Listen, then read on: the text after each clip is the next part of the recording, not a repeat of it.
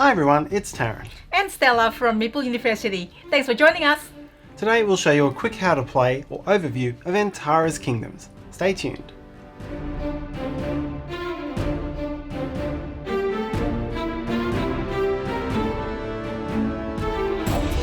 If you find value from this video later, please hit the like button, subscribe to us, and hit the bell, and leave your feedback in the comments.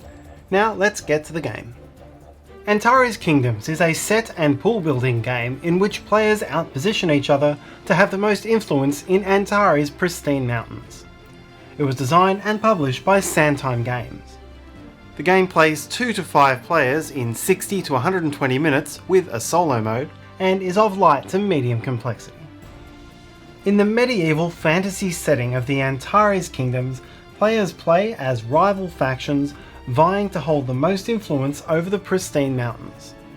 The player who gains the most points from majorities in the kingdom's 6 different categories over 3 largely independent decades of play will win the game. The game is, at its core, a set collection game with a pool building element. Each decade, players have 10 rounds to build their sets and 2 actions per round to do it. The most common actions are to draw 2 cards or to play 1 card into the building queue slot, which corresponds to its time cost. All queued cards progress 1 step at the start of each round, eventually entering your kingdom where they can count towards sets or be exhausted for their engine building actions. Sets that are present at the end of 10 rounds count as achievements, which are one of the only 2 ways that you can win the game.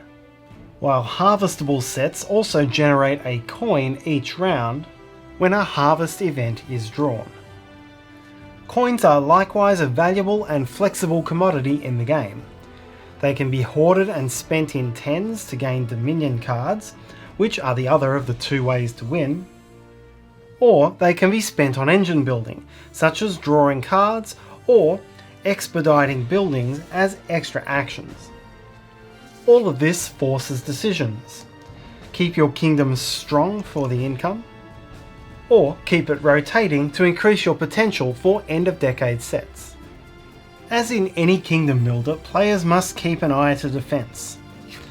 Each round, if the flipped event shows warfare, then players first lose a card, then must show defense equal to at least the current round number plus extras if applicable. Any shortfall is lost in cards or money, potentially denting the player's strategy. But the events aren't totally random or out of your control. 2 actions or 5 coins let you glance at the next 3 events ahead. And a choice of stance each round gives the players extra defense if they think they need the protection, or extra income if they think they can weather the storm. This all comes down to a player's risk tolerance.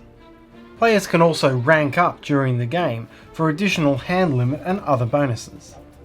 From the lowly peasant, players first rank up to Esquire, and then take a choice: become a trade master, or climb the ranks of nobility. Trademasters gain extra bonuses from action and event cards, while nobles can build gem mines for faster income and sets, but will come under greater military pressure, so your choice of rank path will influence your strategy. After 10 rounds are done, players count up their achievement sets on the achievement tracks, then reset for the next round. After 3 decades, it's time for the end challenge, and still a chance for anyone to win. Players are fighting for the majorities in each of the 6 categories, and the contribution of the achievements is final and public.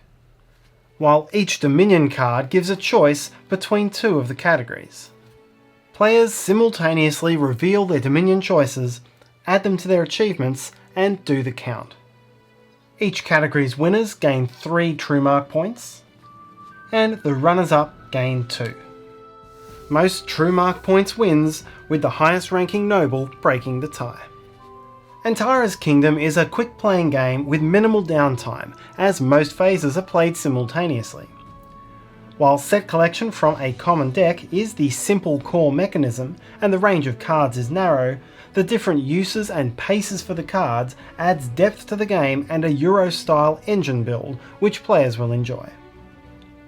Antares Kingdom can also be played solo, with the player competing against an AI whose achievements and endgame challenge are drawn at random from the Dominion deck. And that's our quick how to play of Antares Kingdoms. Hopefully it's been useful. We are using a prototype copy of the game, so the rules and components may not be final, and do check out the project page of the game. We'll put a link to that in the description below. And if you enjoyed this video, please help us by hitting the like button. Subscribe to us. You can also hit the Meeple in the corner to do so, and hit the bell icon so you'll know when we have new videos. You can also follow me on Instagram for my board games journey. Comments and questions are all welcome, so do write to us in the comments section below. Thanks for watching. See you next time.